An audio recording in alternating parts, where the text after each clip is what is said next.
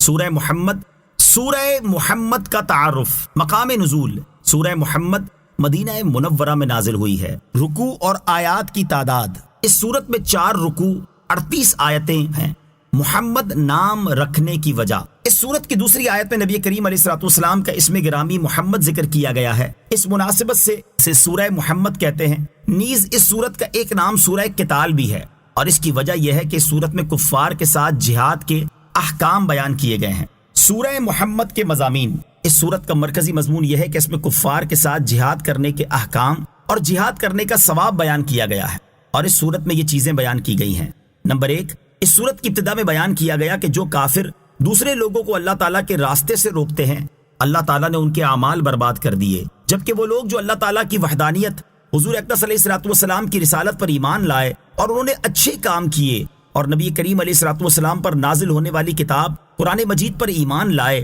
تو اللہ تعالیٰ نے ان کی برائیاں مٹا دیں. اور اس کی وجہ یہ ہے کہ کافروں نے باطل کی پیروی کی اور مسلمانوں نے حق کی پیروی کی. نمبر 2، کفار کے ساتھ جنگ کے دوران انہیں قتل کرنے اور کافر قیدیوں کے بارے میں حکم دیا گیا. جنگ کے دوران شہید ہونے والے مجاہدوں کا ثواب بیان کیا گیا، اور اللہ تعالیٰ نے کفار کے ساتھ جہاد کرنے میں مسلمانوں کی مدد کرنے کی بشارت دی. نمبر 3، کافروں کی رسوائی کی وجہ بیان کی گئی کہ وہ چونکہ اللہ تعالیٰ کی نازل کردہ کتاب کو ناپسند کرتے ہیں اس لیے رسوا ہوئے ہیں. نمبر 4، کفار مکہ کے سامنے سابقہ لوگوں کا انجام بیان کر کے انہیں بتایا گیا کہ ان کا انجام بھی انہی جیسا ہو سکتا ہے. نمبر 5، پرہیزگار مسلمانوں سے جس جنت کا وعدہ کیا گیا ہے اس کے اوصاف بیان کیے گئے. نمبر 6، منافقوں کی صفات بیان کی گئیں اور انہیں بتایا گیا کہ اللہ تعالیٰ ان کے چھپے ہوئے بغض اور کینے کو ظاہر فرما دے گا. نمبر 7، اس صورت کے آخر میں دنیاوی زندگی کی حقیقت اور بخل کرنے کی مذمت بیان کی گئی. سورہ احقاف کے ساتھ مناسبت. سورہ محمد کی اپنے سے ماقبل سورت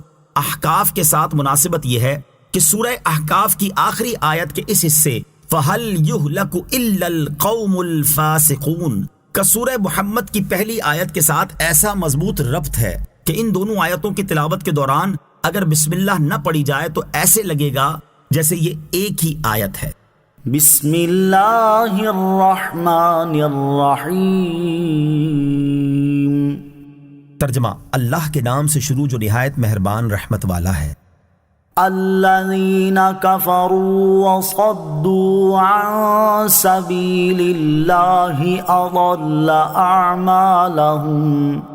ترجمہ: جنہوں نے کفر کیا اور اللہ کی راہ سے روکا، اللہ نے ان کے اعمال برباد کر دیے. الذین کفروا وصدوا عن سبیل اللہ،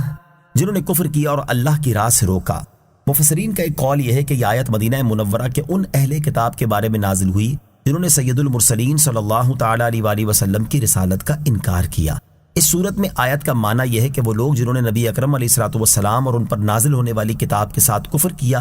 خود بھی اسلام میں داخل نہ ہوئے اور دوسروں کو بھی اسلام قبول کرنے سے روکا، تو اللہ تعالیٰ نے ان کے کفر کی وجہ سے ان کا وہ ایمان ضائع کر دیا جو یہ لوگ نبی کریم صلی اللہ تعالیٰ علیہ وسلم کی تشریف آوری سے پہلے پچھلے انبیاء کرام اور آپ علیہ الصلوۃ والسلام پر رکھتے تھے. دوسرا قول یہ ہے کہ یہ آیت کفار مکہ کے بارے میں نازل ہوئی ہے. اس صورت میں آیت کا معنی یہ ہے کہ وہ لوگ جنہوں نے کفر کیا، خود بھی اسلام میں داخل نہ ہوئے اور دوسروں کو بھی اسلام قبول کرنے سے روکا، تو انہوں نے کفر کی حالت میں جو بھی نیک اعمال کیے ہوں، خواہ بھوکوں کو کھلایا ہو یا اسیروں کو چھڑایا ہو یا غریبوں کی مدد کی ہو یا مسجد حرام یعنی خانہ کعبہ کی عمارت میں کوئی خدمت کی ہو، یہ سب اعمال اللہ تعالیٰ نے برباد کر دیے اور آخرت میں انہیں ان کے اعمال کا کچھ ثواب نہیں ملے گا، کیونکہ ایمان کے بغیر کوئی نیکی قبول نہیں. بعض مفسرین کے نزدیک یہاں کفار مکہ کے وہ افراد مراد ہیں جو اپنے کفر کے ساتھ ساتھ دوسروں کو بھی ایمان قبول کرنے سے روکتے تھے اور حضور اقدس علیہ الصلوۃ والسلام کے خلاف سازشیں کرتے تھے. تو ان کافروں نے سرکار دو عالم صلی اللہ تعالی علیہ وآلہ وسلم کے لیے جو سازشیں تیار کی،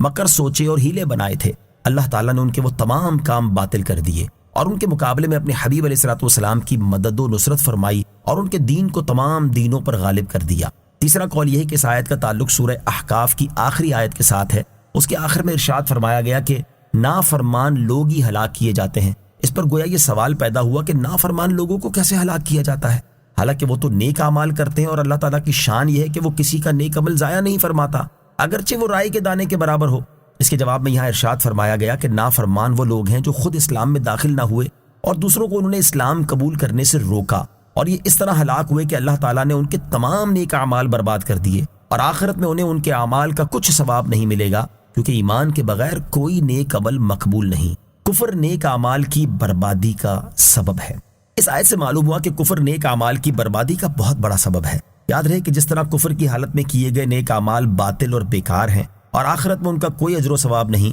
اسی طرح ایمان کی حالت میں کیے گئے نیک اعمال بھی کفر کرنے کی صورت میں ضائع ہو جاتے ہیں اور ان کے ثواب سے بھی بندہ محروم کر دیا جاتا ہے۔ اللہ تعالیٰ ارشاد فرماتا ہے وَمَن يَرْتَدِدْ مِنكُمْ عَن دِينِهِ فَيَمُتْ وَهُوَ كَافِرٌ فَأُولَئِكَ حَبِطَتْ أَعْمَالُهُمْ فِي الدُّنْيَا وَالْآخِرَةِ وَأُولَئِكَ أَصْحَابُ النَّارِ هُمْ فِيهَا خَالِدُونَ۔ ترجمہ، اور تم میں جو کوئی اپنے دین سے مرتد ہو جائے پھر کافر ہی مر جائے تو ان لوگوں کے تمام اعمال دنیا و آخرت میں برباد ہو گئے اور وہ دوزخ والے ہیں، وہ اس میں ہمیشہ رہیں گے۔ اور ارشاد فرماتا ہے قَدْ يَعْلَمُ اللَّهُ الْمُعَوِّقِينَ مِنكُمْ وَالْقَائِلِينَ لِإِخْوَانِهِمْ هَلُمَّ إِلَيْنَا وَلَا يَأْتُونَ الْبَأْسَ إِلَّا قَلِيلًا أشحة عليكم فإذا جاء الخوف رأيتهم ينظرون إليك تدور أعينهم كالذي يغشى عليه من الموت فإذا ذهب الخوف سلقوكم بألسنة حداد أشحة على الخير أولئك لم يؤمنوا فأحبط الله أعمالهم وَكَانَ ذَلِكَ عَلَى اللَّهِ يَسِيرًا۔ ترجمہ، بے شک اللہ تم میں سے ان لوگوں کو جانتا ہے جو دوسروں کو جہاد سے روکتے ہیں اور اپنے بھائیوں سے کہتے ہیں ہماری طرف چلے آؤ، اور وہ لڑائی میں تھوڑے ہی آتے ہیں، تمہارے اوپر بخل کرتے ہوئے آتے ہیں، پھر جب ڈر کا وقت آتا ہے تو تم انہیں دیکھو گے کہ تمہاری طرف یوں نظر کرتے ہیں کہ ان کی آنکھیں گھوم رہی ہیں جیسے کسی پر موت چھائی ہوئی ہو۔ پھر جب ڈر کا وقت نکل جاتا ہے تو مال غنیمت کی لالچ میں تیز زبانوں کے ساتھ تمہیں تانے دینے لگتے ہیں۔ یہ لوگ ایمان لائے ہی نہیں ہیں تو اللہ نے ان کے اعمال برباد کر دیے، اور یہ اللہ پر بہت آسان ہے۔ لہٰذا مسلمانوں پر لازم ہے کہ وہ نیک اعمال کرنے کے ساتھ ساتھ اپنے ایمان کی حفاظت کرنے کی بھی بھرپور کوشش کریں اور ہر ایسے قول و فعل سے بچیں جس سے مسلمان کا ایمان ضائع ہو جاتا ہے۔ والذین آمنوا وعملوا الصالحات وآمنوا بما نزل على محمد وهو الحق من ربهم كفر عنهم سيئاتهم وأصلح بالهم۔ ترجمہ، اور جو ایمان لائے اور انہوں نے اچھے کام کیے اور اس پر ایمان لائے جو محمد پر اتارا گیا اور وہی ان کے رب کے پاس سے حق ہے، تو اللہ نے ان کی برائیاں مٹا دیں اور ان کی حالتوں کی اصلاح فرمائی۔ والذین آمنوا وعملوا الصالحات، اور جو ایمان لائے اور انہوں نے اچھے کام کیے۔ اس سے پہلی آیت میں کافروں کا حال بیان ہوا اور اس آیت میں ایمان والوں کا حال بیان کیا جا رہا ہے۔ چنانچہ ارشاد فرمائے کہ جو لوگ ایمان لائے اور انہوں نے اچھے کام کیے اور اس قرآن پاک پر ایمان لائے جو میرے حبیب محمد مصطفیٰ صلی اللہ تعالیٰ علیہ وآلہ وسلم پر اتارا گیا اور وہی ان کے رب عز و جل کے پاس سے حق ہے، تو اس ایمان اور نیک اعمال کی برکت سے اللہ تعالیٰ نے ان کے گناہ بخش دیے اور دینی امور میں توفیق عطا فرما کر اور دنیا میں ان کے دشمنوں کے مقابلے میں ان کی مدد فرما کر ان کی حالتوں کی اصلاح فرمائی۔ حضرت عبداللہ ابن عباس رضی اللہ تعالیٰ عنہما نے فرمایا، یہاں حالتوں کی اصلاح فرمانے سے مراد یہ ہے کہ ان کی زندگی کے دنوں میں ان کی حفاظت فرمائی۔ آیت والذین آمنوا وعملوا الصالحات سے حاصل ہونے والی معلومات۔ اس آیت سے 3 باتیں معلوم ہوئیں۔ نمبر 1، قرآن مجید پر ایمان لانے کو جدا گانا ذکر کرنے سے معلوم ہوا کہ قرآن مجید کی شان انتہائی بلند ہے اور جن پر یہ قرآن نازل ہوا ہے ان کی شان بھی بہت عظیم ہے۔ نمبر 2، ایمان کے لیے ان تمام چیزوں کو ماننا ضروری ہے جو حضور پرنور علیہ الصلوۃ والسلام اللہ تعالیٰ کی طرف سے لائے ہیں۔ اگر کسی نے ان میں سے ایک کا بھی انکار کیا تو کافر ہو جائے گا۔ نمبر 3، ایمان سے زمانہ کفر کے تمام گناہ مٹ جاتے ہیں مگر نیکیاں باقی رہتی ہیں۔ یاد رہے کہ سیئات گناہوں کو کہتے ہیں جبکہ حقوق العباد کو ضائع کرنا دوسری چیز ہے، اس لیے ایمان لانے سے زمانہ کفر کے قرض وغیرہ معاف نہیں ہوں گے، بلکہ نو مسلم نے کفر کے زمانے میں جو بندوں کے حقوق تلف کیے ہوں گے وہ اسے بہرحال ادا کرنے ہوں گے۔ ذلك بأن الذين كفروا اتبعوا الباطل وأن الذين آمنوا اتبعوا الحق الحق من ربهم كذلك يضرب الله للناس أمثالهم۔ ترجمہ، یہ اس لیے کہ کافر باطل کے پیروکار ہوئے اور ایمان والوں نے حق کی پیروی کی جو ان کے رب کی طرف سے ہے۔ اللہ ان کے حالات لوگوں سے یوں ہی بیان فرماتا ہے، ذَلِكَ بِأَنَّ الَّذِينَ كَفَرُوا اتَّبَعُوا الْبَاطِلَ، یہ اس لیے کہ کافر باطل کے پیروکار ہوئے، یعنی ہم نے جو کافروں کے اعمال ضائع کر دیے، جبکہ ایمان والے نیک بندوں کی خطاؤں سے درگزر فرمایا اور ان کی حالتوں کی اصلاح فرمائی۔ اس کی وجہ یہ ہے کہ کافروں نے باطل کی پیروی کر کے حق کے مقابلے میں باطل کو اختیار کیا، اور ایمان والوں نے اس حق کی پیروی کی جو ان کے رب عز و جل کی طرف سے ہے۔ اور اللہ تعالیٰ لوگوں کے سامنے دونوں گروہوں کے حالات یوں ہی بیان فرماتا ہے کہ کافروں کے عمل ضائع ہیں اور ایمانداروں کی لغزشیں بھی بخش دی جائیں گی، تاکہ وہ ان سے عبرت حاصل کریں اور کفار کی خصلتوں سے بچ کر مومنین کے طریقے اختیار کریں۔ یاد رہے کہ یہاں آیت میں باطل سے مراد شیطان یا نفس امارہ یا برے سردار ہیں، اور حق سے مراد اللہ تعالیٰ کی کتاب اور رسول کریم صلی اللہ تعالی علیہ وسلم کی سنت ہے۔ امت کا اجماع اور مجتہد علماء کا قیاس چونکہ سنت کے ساتھ لاحق ہے، اس لیے یہ بھی حق میں داخل ہے۔ یا حق سے مراد حضور انور علیہ الصلوۃ والسلام ہیں، کیونکہ حضور پرنور علیہ الصلوۃ والسلام کا ہر قول اور فعل شریف برحق ہے، اور حق حضور اکرم علیہ الصلوۃ والسلام سے ایسا وابستہ ہے جیسے نور سورج سے یا خوشبو پھول سے وابستہ ہے۔ فَإِذَا لَقِيتُمُ الَّذِينَ كَفَرُوا فَضَرْبَ الرِّقَابِ حَتَّى إِذَا أَثْخَنتُمُوهُمْ فَشُدُّوا الْوَثَاقَ فَإِمَّا مَنًّا بَعْدُ وَإِمَّا فِدَاءً حَتَّى تَضَعَ الْحَرْبُ أَوْزَارَهَا ذَلِكَ وَلَوْ يَشَاءُ اللَّهُ لَانتَصَرَ مِنْهُمْ وَلَكِنْ لِيَبْلُوَ بَعْضَكُمْ بِبَعْضٍ وَالَّذِينَ قُتِلُوا فِي سَبِيلِ اللَّهِ فَلَنْ يُضِلَّ أَعْمَالَهُمْ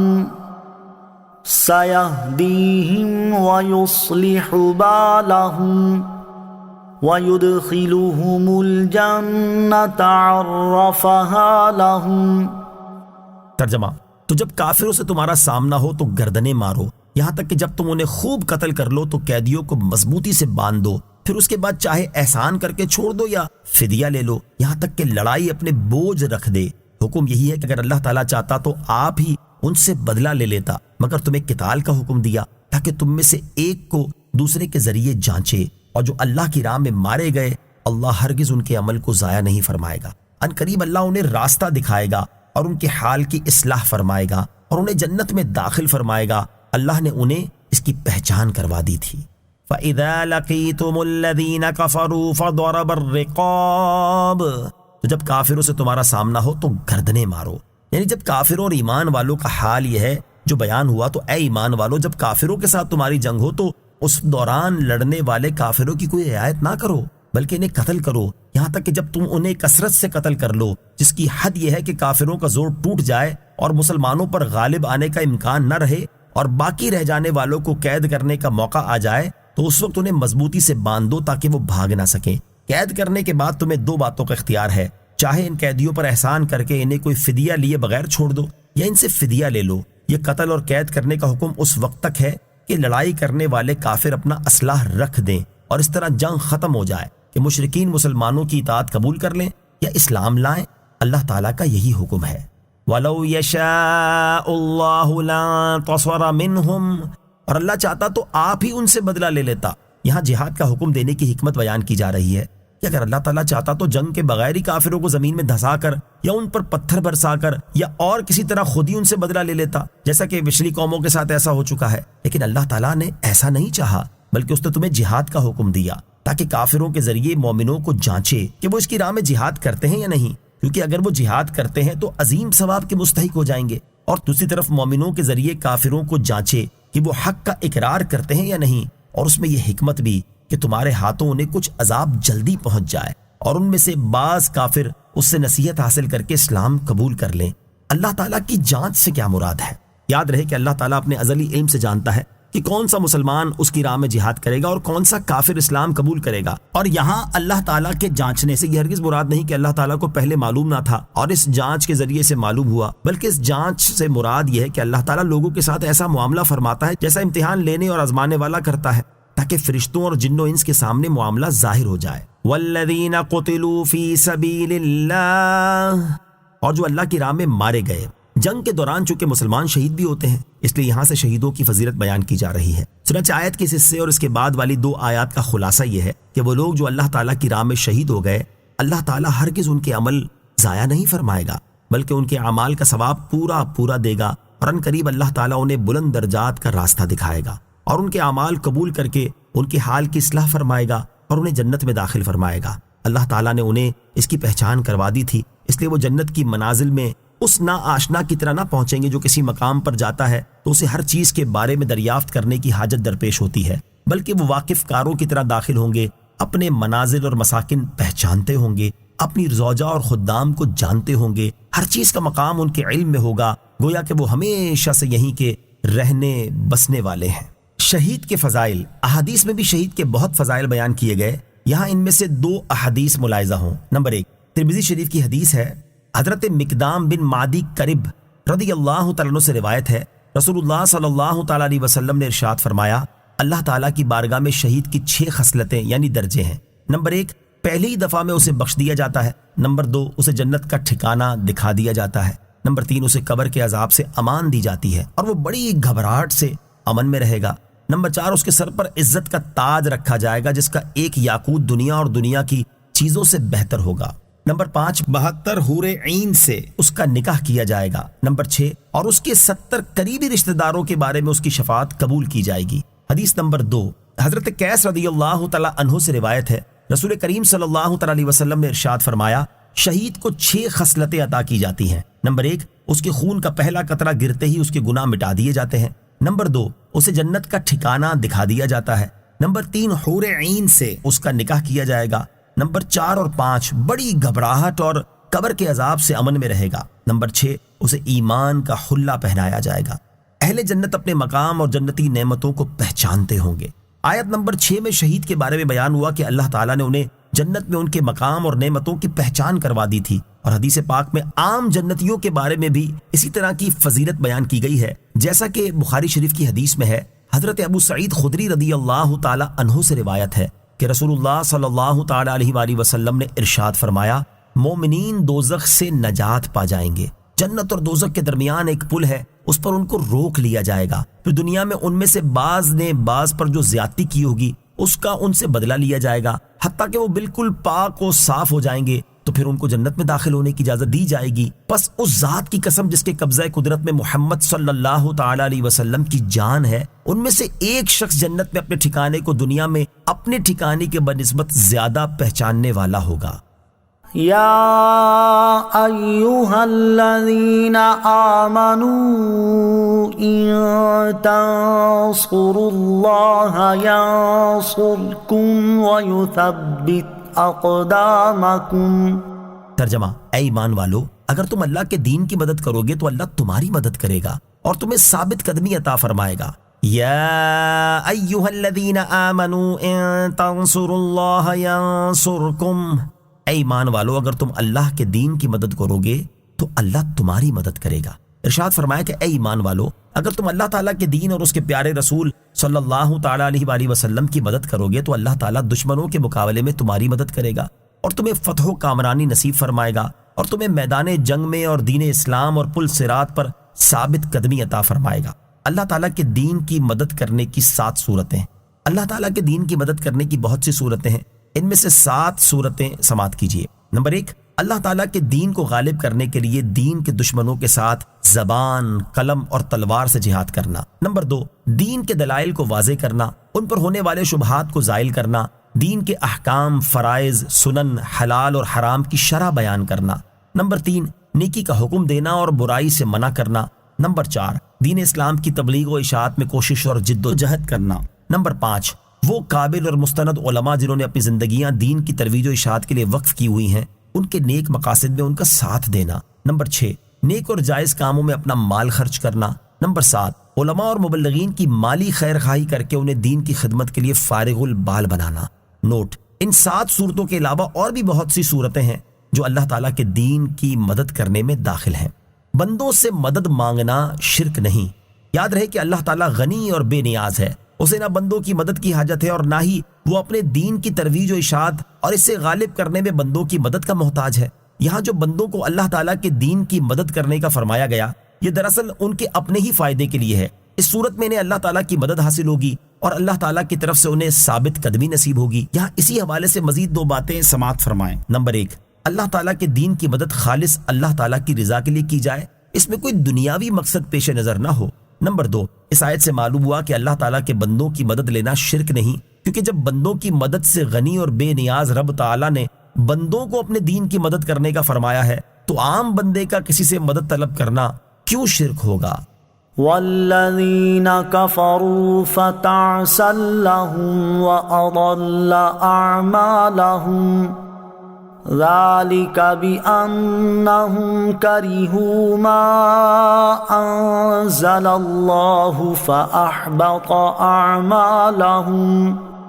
ترجمہ: اور جنہوں نے کفر کیا تو ان کے لیے تباہی و بربادی ہے اور اللہ نے ان کے اعمال برباد کر دیے۔ یہ سزا اس وجہ سے ہے کہ انہوں نے اللہ کے نازل کیے ہوئے کو ناپسند کیا تو اللہ نے ان کے اعمال ضائع کر دیے۔ والذین کفروا، اور جنہوں نے کفر کیا، یہاں سے اللہ تعالیٰ نے کفر کے 2 نتیجے بیان فرمائے ہیں۔ چنانچہ اس آیت اور اس کے بعد والی آیت کا خلاصہ یہ ہے کہ جنہوں نے کفر کیا تو ان کے لیے دنیا میں تباہی و بربادی ہے اور آخرت میں اللہ تعالیٰ نے ان کے اعمال برباد کر دیے۔ انہیں یہ سزا اس وجہ سے ملی ہے کہ انہوں نے اللہ تعالیٰ کے نازل کیے ہوئے قرآن کو ناپسند کیا، کیونکہ اس میں شہوات اور لذات کو ترک کرنے جبکہ طاعات اور عبادات میں مشقتیں اٹھانے کے احکام ہیں جو نفس پر شاق ہوتے ہیں، تو ان کے اس کفر کی وجہ سے اللہ تعالیٰ نے ان کے نیک اعمال برباد کر دیے۔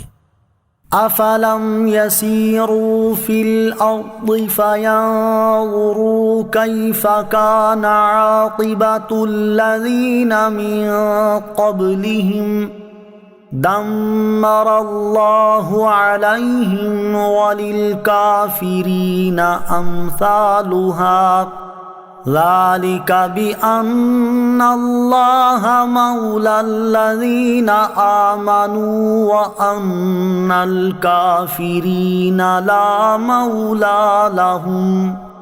ترجمہ: تو کیا انہوں نے زمین میں سفر نہ کیا تو دیکھتے کہ ان سے پہلے لوگوں کا کیسا انجام ہوا؟ اللہ نے ان پر تباہی ڈالی اور ان کافروں کے لیے بھی پہلوں کے انجام جیسی بہت سی سزائیں ہیں، اس لیے کہ اللہ مسلمانوں کا مددگار ہے اور کافروں کا کوئی مددگار نہیں۔ افلم یسیروا فی الارض، تو کیا انہوں نے زمین میں سفر نہ کیا؟ یہاں سے پچھلی امتوں کا انجام بیان کر کے کافروں کو ڈرایا جا رہا ہے۔ چنانچہ اس آیت اور اس کے بعد والی آیت کا خلاصہ یہ ہے کہ کیا اللہ تعالیٰ کے ساتھ شرک کرنے والے اور اس کے رسول صلی اللہ تعالیٰ علیہ وسلم کو جھٹلانے والے کافر اپنے گھروں میں بیٹھے رہے ہیں اور انہوں نے شام، یمن اور عراق کی جانب سفر کے دوران دیکھا نہیں کہ ان سے پہلے جھٹلانے والی امتوں عاد اور سمود وغیرہ کا کیسا انجام ہوا، جو ان کے اجڑے ہوئے مکانات اور محلات کے آثار سے خوب ظاہر ہے۔ ان کا انجام یہ ہوا کہ اللہ تعالیٰ نے ان پر ایسی تباہی ڈالی جس سے وہ خود، ان کی اولاد اور ان کے اموال سب ہلاک ہو گئے۔ لہٰذا ان موجودہ کافروں کو بے فکر نہیں ہونا چاہیے۔ اگر یہ بھی سید عالم محمد مصطفیٰ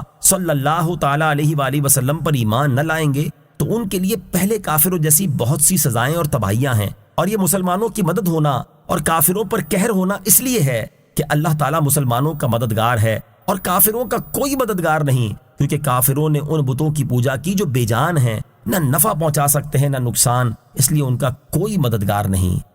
ان اللہ يدخل الذین آمنوا وعملوا الصالحات جنات تجری من تحتها الانہار والذین کفروا یتمتعون ویأکلون کما تأکل الانعام والنار مثوی لہم۔ ترجمہ: بے شک اللہ ایمان لانے والوں اور اچھے اعمال کرنے والوں کو ان باغوں میں داخل فرمائے گا جن کے نیچے نہریں رواں ہیں، اور کافر فائدہ اٹھا رہے ہیں اور ایسے کھاتے ہیں جیسے جانور کھاتے ہیں، اور آگ ان کا ٹھکانہ ہے۔ ان اللہ یدخل، بے شک اللہ داخل فرمائے گا۔ اس سے پہلی آیات میں ایمان والوں اور کافروں کا دنیاوی حال بیان کیا گیا، اور اس آیت میں ان دونوں کا اخروی حال بیان کیا جا رہا ہے۔ چنانچہ اس آیت کا خلاصہ یہ ہے کہ اللہ تعالیٰ چونکہ ایمان والوں کا مددگار ہے، اس لیے انہیں اس کا آخرت میں ثمرہ یہ ملے گا کہ اللہ تعالیٰ ایمان لانے والوں اور اچھے اعمال کرنے والوں کو ان باغوں میں داخل فرمائے گا جن کے نیچے نہریں رواں ہیں، اور کافروں کا حال یہ ہے کہ وہ دنیا میں اپنے انجام کو فراموش کیے ہوئے ہیں اور غفلت کے ساتھ چند دنوں کے لیے اپنے مال و متاع سے فائدہ اٹھا رہے ہیں، اور ایسے کھاتے ہیں جیسے جانور کھاتے ہیں، کیونکہ جانوروں کو یہ تمیز نہیں ہوتی کہ کہاں سے کھانا ہے، اس لیے انہیں جہاں سے جو مل جائے اسے کھانا شروع کر دیتے ہیں۔ اس طرح کھاتے وقت جانور اس چیز سے غافل ہوتے ہیں کہ اس کھانے کے بعد وہ ذبح کر دیے جائیں گے، اور یہی حال کفار کا ہے جو حلال و حرام کی تمیز کیے بغیر کھاتے رہتے ہیں اور غفلت کے ساتھ دنیا طلب کرنے اور اس کی عیش و عشرت سے فائدہ اٹھانے میں مشغول ہیں، اور آنے والی مصیبتوں کا خیال بھی نہیں کرتے، حالانکہ جہنم کی آگ ان کا ٹھکانہ ہے۔ کافروں اور ایمان والوں میں فرق علامہ اسماعیل حقی رحمۃ اللہ تعالی علیہ فرماتے ہیں، اس کا حاصل یہ ہے کہ کافر صرف اپنے پیٹ اور شرمگاہ کی شہوت کو پورا کرنے میں لگے رہتے ہیں اور آخرت کی جانب کوئی توجہ نہیں کرتے، تو انہوں نے اپنے دنوں کو کفر اور گناہوں میں ضائع کر دیا اور دنیا میں جانوروں کی طرح کھاتے پیتے رہے، جبکہ ایمان والے اللہ تعالیٰ کی اطاعت و فرما برداری کرتے ہیں، ریاضت اور مجاہدے کرنے میں مشغول رہتے ہیں، اسی لیے اللہ تعالیٰ نے انہیں عالی شان جنتیں عطا فرما کر ان پر احسان فرمایا، اور یہیں سے سید المرسلین صلی اللہ تعالی علیہ وآلہ وسلم کے اس فرمان دنیا مومن کا قید خانہ اور کافر کی جنت ہے کا راز ظاہر ہوا کہ مومن اس چیز کو پہچانتا ہے کہ دنیا قید خانہ ہے اور اس کی نعمتیں ظاہر ہونے والی ہیں، اس لیے وہ اپنے نفس کو اللہ تعالیٰ کی اطاعت کا پابند بنا دیتا ہے، جس کے نتیجے میں اسے اللہ تعالیٰ کی طرف سے جنت اور اس کی ہمیشہ باقی رہنے والی نعمتیں نصیب ہوتی ہیں۔ اور کافر چونکہ آخرت کا منکر ہے، اس لیے وہ دنیا میں لذتوں اور عیش و عشرت میں مشغول ہوا تو اس کے لیے آخرت میں جہنم کی قید اور زقوم کھانے کے سوا کچھ باقی نہ بچا۔ افسوس،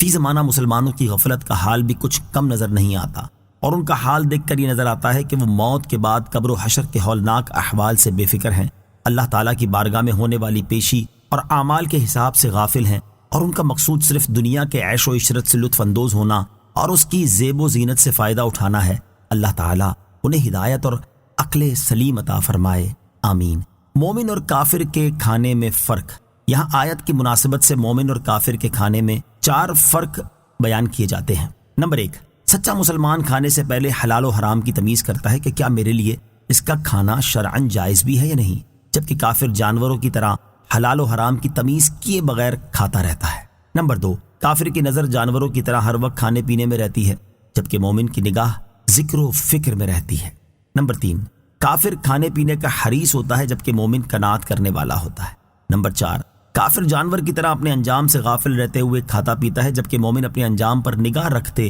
اور اس کی فکر کرتے ہوئے کھاتا ہے۔ یاد رہے کہ دنیا کی نعمتوں سے لطف اندوز ہونا برا نہیں، بلکہ برا یہ ہے کہ حلال و حرام کی تمیز کیے بغیر جو کچھ ملے اس سے فائدہ اٹھانا شروع کر دیا جائے۔ یوں ہی برا یہ ہے کہ نعمتوں میں مشغول ہو کر اپنی آخرت کو فراموش کر دیا جائے۔ برا یہ ہے کہ نعمتوں میں کھو کر بندہ اپنے انجام سے غافل ہو جائے۔ اس لیے جو مسلمان اپنے انجام کی فکر کرتے ہوئے اور آخرت کو بہتر بنانے کی تیاری کرتے ہوئے دنیا کی جائز و حلال نعمتوں سے فائدہ اٹھاتا ہے، اس میں کوئی برائی نہیں، اور جو مسلمان حلال و حرام کی پرواہ کیے بغیر نعمتوں سے لطف اندوز ہوتا ہے یا اپنی آخرت اور انجام سے بے فکر ہو کر نعمتوں سے لطف اندوز ہونے میں مشغول رہتا ہے، وہ ضرور برا ہے۔ وَكَأَيِّن مِّن قَرْيَةٍ هِيَ أَشَدُّ قُوَّةً مِّن قَرْيَتِكَ الَّتِي أَخْرَجَتْكَ أَهْلَكْنَاهُمْ فَلَا نَاصِرَ لَهُمْ۔ ترجمہ، اور کتنے ایسے شہر ہیں جو تمہارے اس شہر سے زیادہ قوت والے تھے، جس نے تمہیں باہر نکال دیا، ہم نے انہیں ہلاک کر دیا تو ان کے لیے کوئی مددگار نہیں۔ وَكَأَيِّن مِّن قَرْيَةٍ هِيَ أَشَدُّ قُوَّةً مِّن قَرْيَتِكَ، اور کتنے ایسے شہر ہیں جو تمہارے اس شہر سے زیادہ قوت والے تھے۔ شان نزول، جب حضور اقدس صلی اللہ تعالی علیہ وآلہ وسلم نے مکہ مکرمہ سے ہجرت کی اور غار ثور کی طرف تشریف لے چلے تو مکہ مکرمہ کی طرف متوجہ ہو کر فرمایا، اللہ تعالیٰ کے شہروں میں تو اللہ تعالیٰ کو بہت پیارا ہے، اور اللہ تعالیٰ کے شہروں میں تو مجھے بہت پیارا ہے، اگر مشرکین مجھے نہ نکالتے تو میں تجھ سے نہ نکلتا۔ اس پر اللہ تعالیٰ نے یہ آیت نازل فرمائی اور تسلی دیتے ہوئے ارشاد فرمایا، اے پیارے حبیب صلی اللہ تعالی علیہ وآلہ وسلم، آپ اس شہر سے نکلنے پر غم نہ فرمائیں، بے شک اللہ تعالیٰ آپ کی عزت میں ہی اضافہ فرمائے گا اور ان کافروں کو ذلیل کرے گا۔ اور اپنی تسلی کے لیے اس بات پر غور فرمائیں کہ سابقہ زمانے میں بھی کئی شہروں کے باسی ان کفار مکہ سے زیادہ قوت والے تھے جو آپ کے مکہ مکرمہ سے نکلنے کا سبب بنے ہیں۔ ہم نے ان سابقہ قوت والے لوگوں کو ہلاک کر دیا تو ان کے لیے کوئی مددگار نہیں تھا جو انہیں عذاب اور ہلاکت سے بچا سکتا، تو اسی طرح ہم آپ کے شہر والے کافروں کے ساتھ کریں گے، اس لیے آپ اسی طرح صبر فرمائیں جیسے سابقہ شہروں کے رسولوں علیہم الصلاۃ والسلام نے صبر فرمایا۔ أفمن كان على بينة من ربه كمن زين له سوء عمله واتبعوا أهواءهم۔ ترجمہ، تو جو شخص اپنے رب کی طرف سے روشن دلیل پر ہو، کیا وہ اس جیسا ہوگا جس کے برے عمل اس کے لیے خوبصورت بنا دیے گئے اور وہ اپنی خواہشوں کے پیچھے چلے؟ افمن كان على بينة من ربه، تو کیا جو شخص اپنے رب کی طرف سے روشن دلیل پر ہو۔ یہاں سے دوبارہ مومنوں اور کافروں کے احوال بیان کر کے ان میں فرق واضح کیا جا رہا ہے۔ چنانچہ اس آیت کا خلاصہ یہ ہے کہ اپنے رب عز و جل کی طرف سے روشن دلیل پر ہونے والے شخص سے مراد مومن ہے، کیونکہ وہ اپنی مثل بنا کر دکھانے سے عاجز کر دینے والے قرآن مجید اور نبی کریم صلی اللہ تعالی علیہ وآلہ وسلم کے معجزات کی مضبوط دلیل پر کامل یقین اور سچا جزم رکھتا ہے۔ تو جو شخص اپنے رب عز و جل کی طرف سے روشن دلیل پر ہو، کیا وہ اس کافر مشرک جیسا ہوگا جس کے برے عمل اس کے لیے خوبصورت بنا دیے گئے اور وہ اپنی خواہشوں کے پیچھے چلنے لگا اور اس نے کفر و بت پرستی اختیار کی؟ ہرگز وہ مومن اور یہ کافر ایک سے نہیں ہو سکتے، اور ان دونوں میں کچھ بھی نسبت نہیں ہے۔ مثل الجنة التي وعد المتقون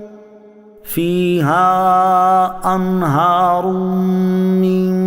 ماء غير آسن وأنهار من لبن لم يتغير طعمه وأنهار من خمر لذة للشاربين وأنهار من عسل مصفى ولهم فيها من كل الثمرات ومغفرة من ربهم كمن هو خالد في النار وسقوا ماء حميما فقطع أمعاءهم۔ ترجمہ، اس جنت کا حال جس کا پرہیزگاروں سے وعدہ کیا گیا ہے یہ ہے کہ اس میں خراب نہ ہونے والے پانی کی نہریں ہیں، اور ایسے دودھ کی نہریں ہیں جس کا مزہ نہ بدلے، اور ایسی شراب کی نہریں ہیں جو پینے والوں کے لیے سراسر لذت ہے، اور صاف شفاف شہد کی نہریں ہیں، اور ان کے لیے اس میں ہر قسم کے پھل اور ان کے رب کی طرف سے مغفرت ہے۔ کیا یہ جنتی اس کے برابر ہو سکتا ہے جو ہمیشہ آگ میں رہنے والا ہے اور انہیں کھولتا پانی پلایا جائے گا تو وہ ان کی آنتوں کے ٹکڑے ٹکڑے کر دے گا۔ مثل الجنة التي وعد المتقون، اس جنت کا حال جس کا پرہیزگاروں سے وعدہ کیا گیا ہے۔ اس آیت کا خلاصہ یہ ہے کہ جس جنت کا پرہیزگاروں سے وعدہ کیا گیا ہے اس کا ایک وصف یہ ہے، اس میں ایسے پانی کی نہریں ہیں جو انتہائی لطیف، نہ سڑتا ہے، نہ اس کی بو بدلتی ہے، اور نہ ہی اس کے ذائقے میں فرق آتا ہے۔ دوسرا وصف یہ ہے کہ اس میں ایسے دودھ کی نہریں ہیں جس کا مزہ نہیں بدلتا، جبکہ دنیا کے دودھ کا حال اس کے برخلاف ہے کہ وہ خراب ہو جاتا ہے۔ تیسرا وصف یہ ہے کہ اس جنت میں ایسی شراب کی نہریں ہیں جو پینے والوں کے لیے خالص لذت ہی لذت ہے، وہ دنیا کی شرابوں کی طرح خراب ذائقے والی نہیں ہے، اور نہ ہی اس میں میل کچیل ہے، نہ خراب چیزوں کی آمیزش ہے، نہ وہ سڑ کر بنی ہے، نہ اس کے پینے سے عقل زائل ہوتی، نہ سر چکراتا ہے، نہ خمار آتا ہے، اور نہ ہی درد سر پیدا ہوتا ہے۔ یہ سب آفتیں دنیا ہی کی شراب میں ہیں، جبکہ جنت کی شراب ان سب عیوب سے پاک، انتہائی لذیذ، فرحت بخش اور خوشگوار ہے۔ چوتھا وصف یہ ہے کہ اس میں صاف شفاف شہد کی نہریں ہیں، یعنی وہ شہد صاف ہی پیدا کیا گیا، دنیا کے شہد کی طرح نہیں جو مکھی کے پیٹ سے نکلتا ہے اور اس میں موم وغیرہ کی آمیزش ہوتی ہے۔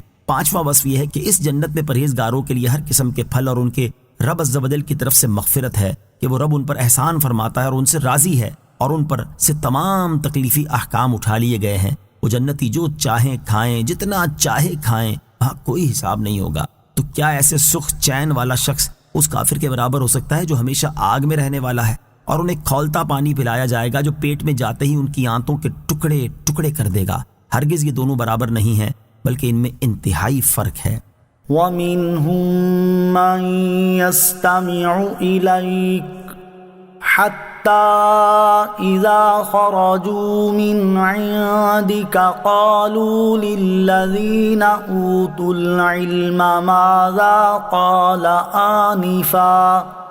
أولئك الذين طبع الله على قلوبهم واتبعوا أهواءهم۔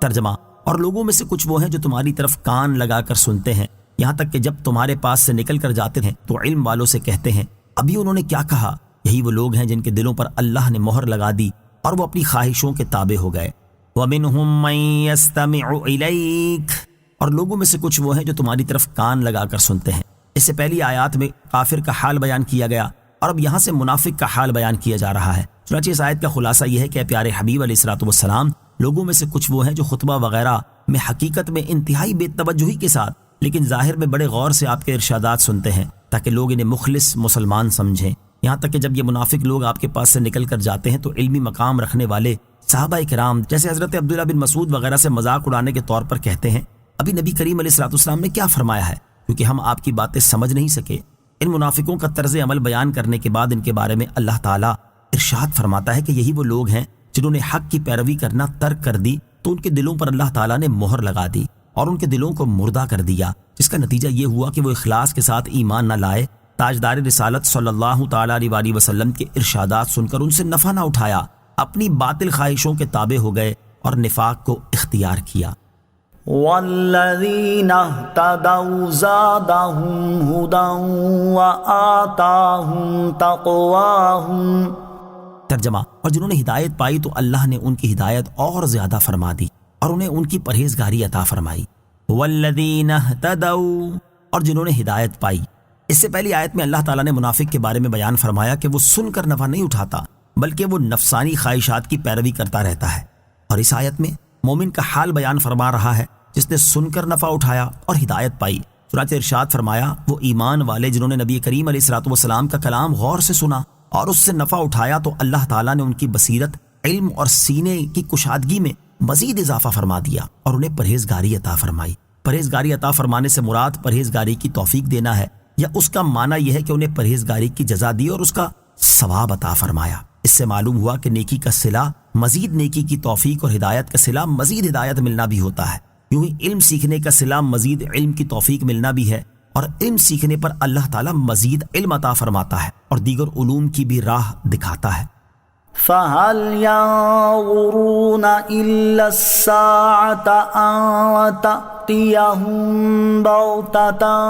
فَقَدْ جَاءَ أَشْرَاطُهَا فَأَنَّىٰ لَهُمْ إِذَا جَاءَتْهُمْ ذِكْرَاهُمْ۔ ترجمہ، تو وہ قیامت ہی کا انتظار کر رہے ہیں کہ ان پر اچانک آ جائے، تو بے شک اس کی کئی علامتیں تو آ ہی چکی ہیں، پھر جب قیامت آ جائے گی تو ان کا نصیحت ماننا انہیں کہاں مفید ہوگا۔ فَهَلْ يَنظُرُونَ إِلَّا السَّاعَةَ، تو وہ قیامت ہی کا انتظار کر رہے ہیں۔ ارشاد فرمایا کہ وہ کفار اور منافقین قیامت ہی کا انتظار کر رہے ہیں کہ ان پر اچانک آ جائے، کیونکہ توحید و رسالت پر دلائل دیے جا چکے، سابقہ امتوں کے احوال ان کے سامنے بیان کر دیے گئے، قیامت قائم ہونے اور اس کے ہولناک امور کے بارے میں خبریں دے دی گئیں۔ اس کے باوجود بھی اگر یہ ایمان نہیں لائے تو اب قیامت کے دن ہی ان کا ایمان لانا متوقع ہے۔ یہ لوگ قیامت سے غافل ہیں، حالانکہ اس کی کئی علامتیں تو آ ہی چکی ہیں، جن میں سے ایک نبی کریم علیہ الصلوۃ والسلام کی تشریف آوری اور دوسری چاند کا 2 ٹکڑے ہونا ہے۔ پھر جب قیامت آ جائے گی تو اس وقت ان کا نصیحت ماننا کہاں مفید ہوگا، کیونکہ اس وقت توبہ اور ایمان قبول ہی نہ کیا جائے گا۔ فَاعْلَمْ أَنَّهُ لَا إِلَٰهَ إِلَّا اللَّهُ وَاسْتَغْفِرْ لِذَنبِكَ وَلِلْمُؤْمِنِينَ وَالْمُؤْمِنَاتِ وَاللَّهُ يَعْلَمُ مُتَقَلَّبَكُمْ وَمَثْوَاكُمْ۔ ترجمہ، تو جان لو کہ اللہ کے سوا کوئی عبادت کے لائق نہیں، اور اے حبیب اپنے خاص غلاموں اور عام مسلمان مردوں اور عورتوں کے گناہوں کی معافی مانگو، اور اے لوگو اللہ دن کے وقت تمہارے پھرنے اور رات کو تمہارے آرام کرنے کو جانتا ہے۔ فَاعْلَمْ أَنَّهُ لَا إِلَٰهَ إِلَّا اللَّهُ، تو جان لو کہ اللہ کے سوا کوئی عبادت کے لائق نہیں، یعنی جب آپ نے جان لیا کہ قیامت قائم ہوتے وقت نصیحت حاصل کرنے سے کوئی فائدہ نہ ہوگا تو آپ اللہ تعالیٰ کی وحدانیت کے بارے میں جو علم اور یقین رکھتے ہیں اس پر قائم رہیں، کیونکہ یہ قیامت کے دن ضرور نفع دے گا۔ وَاسْتَغْفِرْ لِذَنبِكَ وَلِلْمُؤْمِنِينَ وَالْمُؤْمِنَاتِ، اور اے حبیب اپنے خاص غلاموں اور عام مسلمان مردوں اور عورتوں کے گناہوں کی معافی مانگو۔ یہاں آیت میں اگر خطاب حضور اقدس صلی اللہ تعالیٰ علیہ وسلم سے ہو تو اس کا یہ مطلب نہیں ہوگا کہ نبی کریم علیہ الصلوۃ والسلام سے کوئی گناہ ہوا تھا جس کی معافی مانگنے کا فرمایا گیا، کیونکہ آپ یقینی طور پر گناہوں سے معصوم ہیں، بلکہ یہ کسی دوسرے مقصد کے پیش نظر فرمایا گیا ہوگا، جیسا کہ امام جلال الدین سیوطی رحمۃ اللہ تعالی علیہ فرماتے ہیں نبی کریم صلی اللہ تعالیٰ علیہ وسلم گناہوں سے معصوم ہیں، اس کے باوجود آپ کو گناہ سے مغفرت طلب کرنے کا فرمایا گیا۔ یہ امت کی تعلیم کے لیے ہے تاکہ اس معاملے میں امت آپ کی پیروی کرے، اور نبی کریم صلی اللہ تعالیٰ علیہ وسلم نے مغفرت طلب بھی کی ہے، چنانچہ ارشاد فرمایا میں روزانہ 100 مرتبہ اللہ تعالیٰ کی بارگاہ میں استغفار کرتا ہوں۔ علامہ احمد ساوی رحمۃ اللہ تعالی لکھتے ہیں یہاں حضور اقدس صلی اللہ تعالیٰ علیہ وسلم کی طرف ذنب کی جو نسبت کی گئی اس سے مراد آپ کے اہل بیت کی خطائیں ہیں۔ نیز اس آیت میں امت کے لیے بھی بشارت ہے، کیونکہ اللہ تعالیٰ نے نبی کریم علیہ الصلوۃ والسلام سے فرمایا کہ مسلمان مردوں اور عورتوں کے گناہوں کی بھی مغفرت طلب فرمائیں، اور آپ کی شان یہ ہے کہ آپ شفاعت فرمانے والے اور مقبول الشفاعت ہیں، تو آپ جس کی مغفرت طلب فرمائیں گے وہ اللہ تعالیٰ کے فضل و کرم سے ضرور قبول ہوگی۔ نوٹ: اس مسئلے کے بارے میں مزید معلومات حاصل کرنے کے لیے پارہ 24 سورہ مومن آیت نمبر 55 کے تحت مذکور تفسیر سماعت فرمائیں۔ واللہ یعلم، اور اللہ جانتا ہے۔ یہاں ایمان والوں اور دیگر تمام لوگوں سے خطاب فرمایا گیا کہ اے لوگو، اللہ تعالیٰ تم لوگوں کے دن کے وقت کی مشغولیات اور رات کے وقت تمہارے آرام کرنے کو جانتا ہے، یعنی وہ تمہارے تمام احوال کو جاننے والا ہے، اس سے کچھ مخفی نہیں ہے، تو تم اس سے ڈرو۔ وَيَقُولُ الَّذِينَ آمَنُوا لَوْلَا نُزِّلَتْ سُورَةٌ فَإِذَا أُنزِلَتْ سُورَةٌ مُحْكَمَةٌ وَذُكِرَ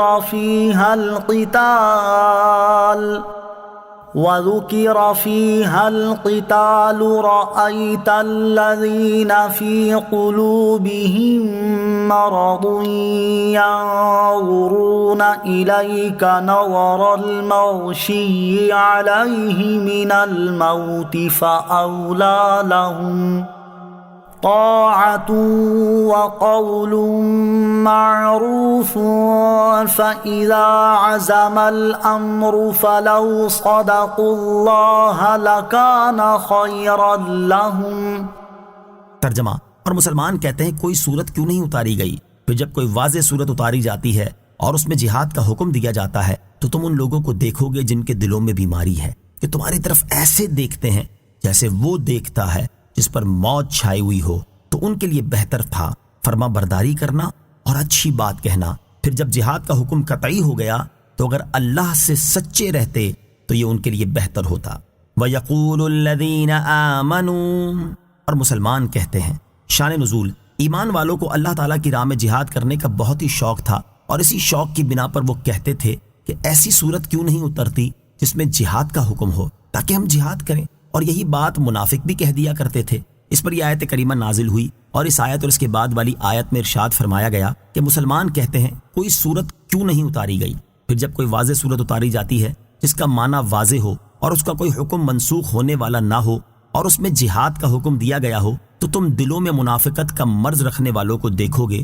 کہ وہ پریشان ہو کر تمہاری طرف ایسے دیکھتے ہیں جیسے وہ شخص دیکھتا ہے جس پر موت کے وقت غشی چھائی ہوئی ہو۔ حالانکہ اگر یہ اس وقت اللہ تعالیٰ اور رسول کریم علیہ الصلوۃ والسلام کی فرما برداری کرتے اور اچھی بات کہتے تو یہ ان کے لیے بہتر تھا۔ تو جب جہاد کا حکم قطعی ہو گیا اور جہاد فرض کر دیا گیا تو منافقوں نے اس سے جان چھڑانے کے لیے کوششیں شروع کر دیں۔ حالانکہ اگر یہ ایمان اور اطاعت پر قائم رہ کر اللہ تعالیٰ سے کیے ہوئے وعدے میں سچے رہتے تو یہ ان کے لیے بہتر ہوتا۔ فَهَلْ عَسَيْتُمْ إِن تَوَلَّيْتُمْ أَن تُفْسِدُوا فِي الْأَرْضِ وَتُقَطِّعُوا أَرْحَامَكُمْ۔ ترجمہ: تو کیا تم اس بات کے قریب ہو کہ اگر تمہیں حکومت ملے تو زمین میں فساد پھیلاؤ اور اپنے رشتے کاٹ دو؟ فَهَلْ عَسَيْتُمْ، تو کیا تم اس بات کے قریب ہو جب منافقوں کو یہ حکم دیا گیا کہ وہ مشرکین کے خلاف جہاد کریں تو انہوں نے جہاد میں شرکت نہ کرنے سے متعلق یہ عذر پیش کیا کہ ہم مشرکوں کے خلاف جہاد کیسے کریں، کیونکہ اس میں ایک خرابی یہ ہے کہ انسانوں کو قتل کرنا زمین میں فساد پھیلانا ہے، اور دوسری خرابی یہ ہے کہ عرب والے ہمارے رشتہ دار ہیں اور ہمارے قبیلوں سے تعلق رکھتے ہیں، تو ان سے جنگ کر کے انہیں قتل کرنا رشتہ داری کو توڑ دینا ہے، اور یہ کوئی اچھا کام نہیں ہے۔ ان کے رد میں اللہ تعالیٰ نے ارشاد فرمایا، اے منافقوں، تم سے یہ بعید نہیں کہ اگر تمہیں حکومت مل جائے تو تم اپنی مرضی کے خلاف کام کرنے والے کو قتل کر کے زمین میں فساد پھیلاؤ اور رشتہ داری توڑ دو، کیا دور جاہلیت میں تم آپس میں لڑائی نہیں کرتے تھے؟ اور کیا اس دوران ایک دوسرے کو قتل نہیں کرتے تھے؟ اور تم اپنی بیٹیوں کو زندہ دفن نہیں کرتے تھے؟ کیا تمہاری یہ لڑائیاں قتل اور بیٹیوں کو زندہ دفن کر دینے جیسا گھناؤنا فعل، زمین میں فساد پھیلانا اور رشتہ داری توڑ دینا نہیں تھا؟ تو اب تم کس منہ سے یہ کہتے ہو کہ جہاد کرنا زمین میں فساد پھیلانے اور رشتہ داری توڑ دینے جیسی خرابیوں کا حامل ہے؟ اور ان سب شواہد کے ہوتے ہوئے تمہارا جہاد میں شریک نہ ہونے کے لیے یہ عذر پیش کرنا کسی طرح بھی درست نہیں ہے۔ اسلامی جہاد رحمت ہے یا فساد؟ اس سے معلوم ہوا کہ منافقین اسلامی جہاد کو زمین میں فساد اور خرابیوں کا سبب سمجھتے تھے، اس لیے جہاد سے منہ موڑتے تھے۔ اور اللہ تعالیٰ نے منافقوں کا جو رد فرمایا، اس سے معلوم ہوا کہ منافقوں کا اسلامی جہاد کے بارے میں یہ نظریہ غلط و باطل تھا، اور اس سے ان کا مقصد صرف جہاد میں جانے سے بچنا اور دوسروں کو جہاد میں شرکت سے روکنا تھا۔ فی زمانہ بھی اسلام کے دشمن اسلامی جہاد پر اسی طرح کے اعتراض کرتے ہیں، اور ان اعتراضات کے ذریعے لوگوں کے دلوں سے اسلام کی محبت اور اس سے قلبی تعلق ختم کر کے اس کے خلاف نفرت ڈالنے کی کوشش کرتے ہیں، اور مختلف واقعات کو بنیاد بنا کر لوگوں کے سامنے دین اسلام کو ایک ایسے دین کے طور پر پیش کرتے ہیں جس میں انسانیت پر بے انتہا ظلم و ستم کی تعلیم دی گئی ہے۔ اسی طرح اسلام دشمنوں کے افکار و نظریات اور ان کی تعلیمات سے مرعوب کچھ نام نہاد مسلمان بھی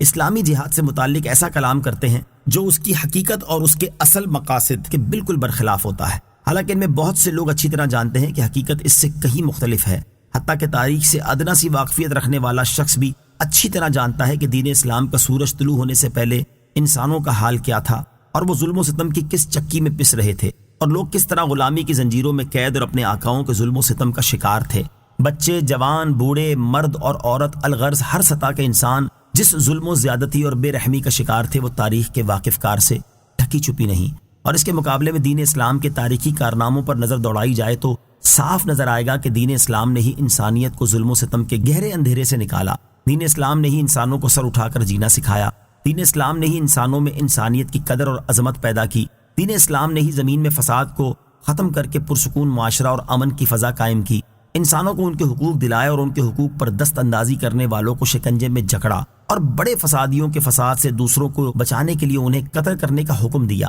تاکہ ان کے ذریعے ہونے والے فساد سے دوسرے انسانوں کی حفاظت ہو اور یہ دوسروں کے لیے عبرت کا مقام بنے اور وہ فساد برپا کرنے سے باز رہیں۔ اسی تناظر میں اسلامی جہاد کو انصاف کی نظر سے دیکھا جائے اور اس کے بنیادی مقاصد پر سچے دل سے غور کیا جائے تو ہر عقل سلیم رکھنے والے شخص پر واضح ہو جائے گا کہ اسلامی جہاد سراپا رحمت ہے، کیونکہ اس کے ذریعے فساد کا خاتمہ ہوتا اور معاشرے میں امن و سکون قائم ہوتا ہے۔ اسلام کی نظر میں رشتہ داری کی اہمیت، آیت میں رشتہ داریاں توڑنے کے موضوع پر بھی کلام ہے، تو اس کے بارے میں اسلامی تعلیمات سماعت فرمائیں۔ چنانچہ قرآن مجید میں اللہ تعالیٰ ارشاد فرماتا ہے، یا ایہا الناس اتقوا ربکم الذی خلقکم من نفس واحدۃ وخلق منها زوجها وبث منہما رجالا کثیرا ونساء واتقوا اللہ الذی تساءلون به والارحام ان اللہ کان علیکم رقیبا۔ ترجمہ، اے لوگوں اپنے رب سے ڈرو جس نے تمہیں ایک جان سے پیدا کیا اور اسی میں سے اس کا جوڑا پیدا کیا اور ان دونوں سے کثرت سے مرد و عورت پھیلا دیے، اور اللہ سے ڈرو جس کے نام پر ایک دوسرے سے مانگتے ہو اور رشتوں کو توڑنے سے بچو، بے شک اللہ تم پر نگہبان ہے۔ اور ارشاد فرماتا ہے، انما یتذکر اولو الالباب الذین یوفون بعہد اللہ ولا ینقضون المیثاق والذین یصلون ما امر اللہ به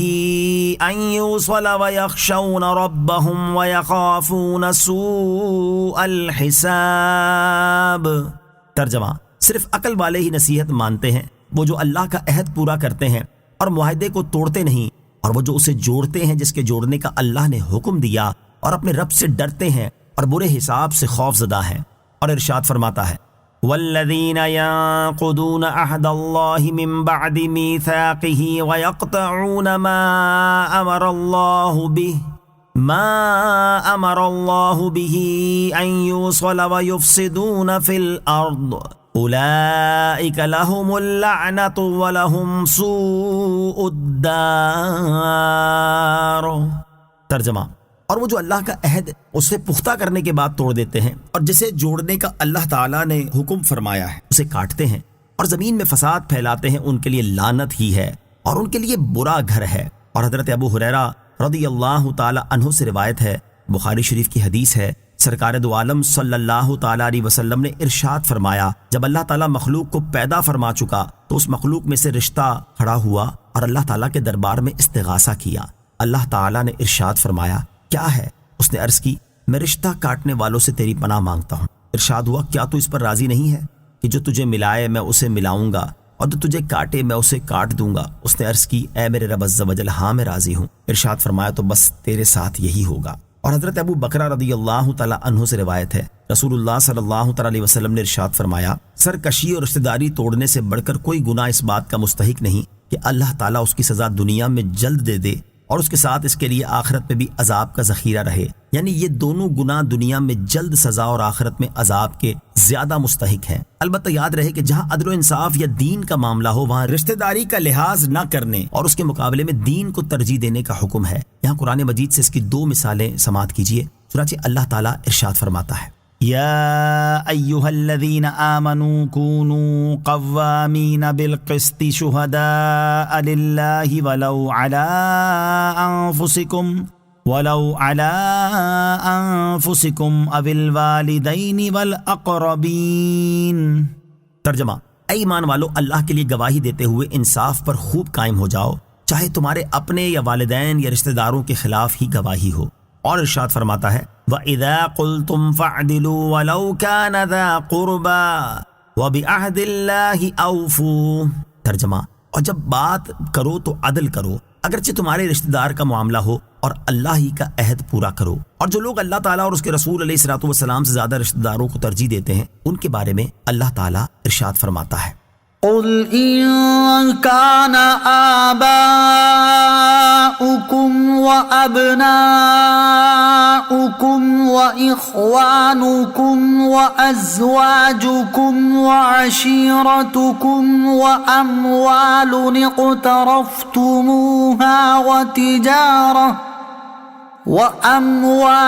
اقترفتموها وتجارة تخشون كسادها ومساكن ترضونها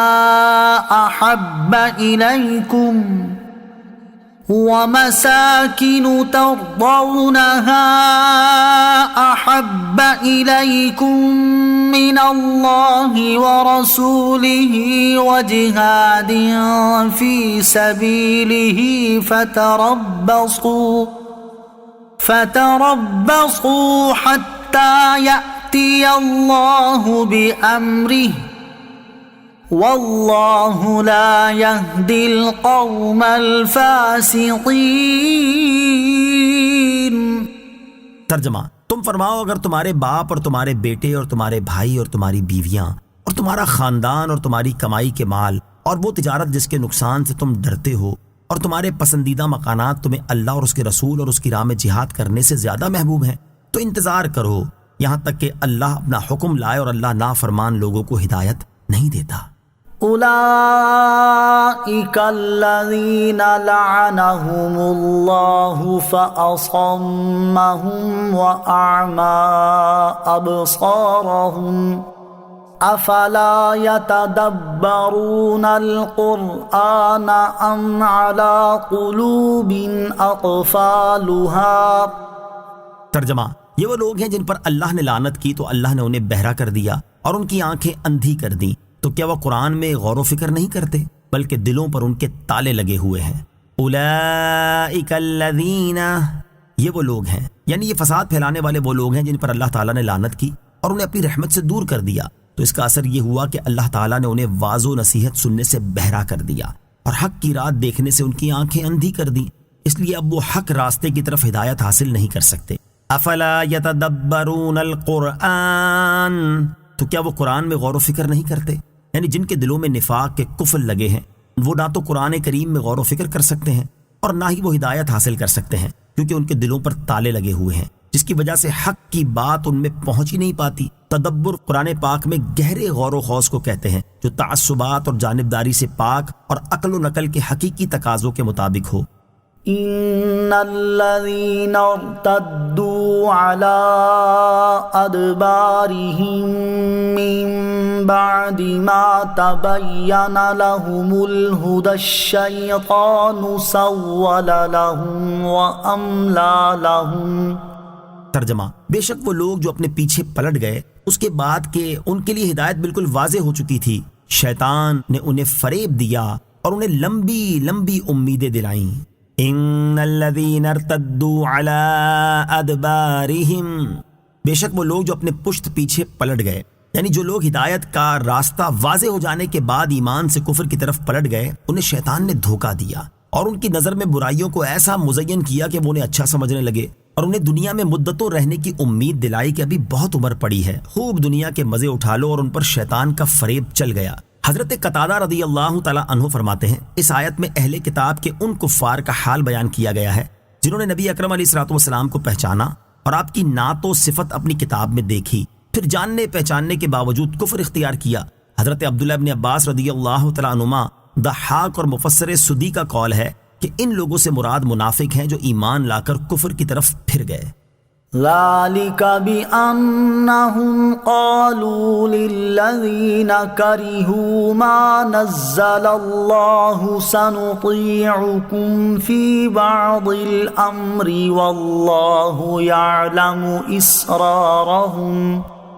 ترجمہ، یہ اس لیے ہے کہ انہوں نے اللہ کے نازل کردہ کو ناپسند کرنے والوں سے کہا کسی کام میں ہم تمہاری اطاعت کریں گے اور اللہ ان کی چھپی ہوئی باتوں کو جانتا ہے۔ ذَلِكَ بِأَنَّهُمْ قَالُوا، یہ اس لیے ہے کہ انہوں نے کہا، یعنی ایمان سے کفر کی طرف پھر جانا، اس لیے ہے کہ منافقوں نے اللہ تعالیٰ کے نازل کردہ قرآن اور دین کے احکام کو ناپسند کرنے والے یہودیوں سے پوشیدہ طور پر یہ کہا، بعض کاموں جیسے محمد مصطفیٰ صلی اللہ تعالی وسلم کی عداوت اور حضور علیہ الصلوۃ والسلام کے خلاف ان کے دشمنوں کی امداد کرنے اور لوگوں کو جہاد سے روکنے میں ہم تمہاری اطاعت کریں گے۔ انہوں نے یہ بات اگرچہ خفیہ طور پر کہی، لیکن اللہ تعالیٰ ان کی چھپی ہوئی ان سب باتوں کو جانتا ہے جو وہ یہودیوں سے کہتے ہیں، اور اللہ تعالیٰ نے اپنے حبیب علیہ الصلوۃ والسلام کو ان کی خبر بھی دے دی ہے۔ فَكَيْفَ إِذَا تَوَفَّتْهُمُ الْمَلَائِكَةُ يَضْرِبُونَ وُجُوهَهُمْ وَأَدْبَارَهُمْ ذَلِكَ بِأَنَّهُمُ اتَّبَعُوا مَا أَسْخَطَ اللَّهَ وَكَرِهُوا رِضْوَانَهُ فَأَحْبَطَ أَعْمَالَهُمْ۔ ترجمہ، تو ان کا کیسا حال ہوگا جب فرشتے ان کے منہ اور ان کی پیٹھوں پر ضربے مارتے ہوئے ان کی روح قبض کریں گے۔ یہ اس لیے ہے کہ انہوں نے اللہ کو ناراض کرنے والی بات کی پیروی کی اور انہوں نے اللہ کی خوشنودی کو پسند نہ کیا تو اس نے ان کے اعمال ضائع کر دیے۔ فَكَيْفَ إِذَا تَوَفَّتْهُمُ الْمَلَائِكَةُ، تو ان کا کیسا حال ہوگا جب فرشتے ان کی روح قبض کریں گے۔ اس آیت اور اس کے بعد والی آیت کا خلاصہ یہ ہے کہ منافق لوگ اپنی زندگی میں سازشیں کر رہے ہیں، تو اس وقت ان کا کیسا حال ہوگا جب فرشتے ان کی روح قبض کرنے کے لیے ان کے پاس آئیں گے اور وہ ان کے منہ اور ان کی پیٹھوں پر لوہے کے گرزوں سے ضربے مارتے ہوئے ان کی روح قبض کریں گے۔ ان کی اس ہولناک طریقے سے روح قبض کرنا اس لیے ہے کہ انہوں نے اس بات کی پیروی کی جو اللہ تعالیٰ کو ناراض کرنے والی ہے، اور اس چیز کو ناپسند کیا جس میں اللہ تعالیٰ کی خوشنودی ہے، تو اس وجہ سے اللہ تعالیٰ نے ان کے وہ تمام نیک اعمال ضائع کر دیے جو انہوں نے ایمان کی حالت میں کیے تھے، اور یہ چیز ان کے لیے سزا کا باعث بنی۔ مفسرین فرماتے ہیں کہ یہاں اللہ تعالیٰ کو ناراض کرنے والی بات سے مراد لوگوں کو رسول کریم صلی اللہ تعالیٰ علیہ وآلہ وسلم کے ساتھ جہاد میں جانے سے روکنا اور کافروں کی مدد کرنا ہے، جبکہ حضرت عبداللہ ابن عباس رضی اللہ تعالیٰ عنہما فرماتے ہیں وہ بات تورات کے ان مضامین کو چھپانا ہے جن میں رسول کریم علیہ الصلوۃ والسلام کی نعت شریف ہے، اور جس چیز میں اللہ تعالیٰ کی خوشنودی ہے اس سے مراد ایمان و طاعت، مسلمانوں کی مدد اور رسول کریم علیہ الصلوۃ والسلام کے ساتھ جہاد میں حاضر ہونا ہے۔ ام حسب الذین فی قلوبہم مرض ان لن یخرج اللہ اضغانہم۔ ترجمہ، کیا جن کے دلوں میں بیماری ہے وہ اس گھمنڈ میں ہے کہ اللہ ان کے چھپے ہوئے بغض و کینے کو ظاہر نہ فرمائے گا؟ الذین فی قلوبہم مرض،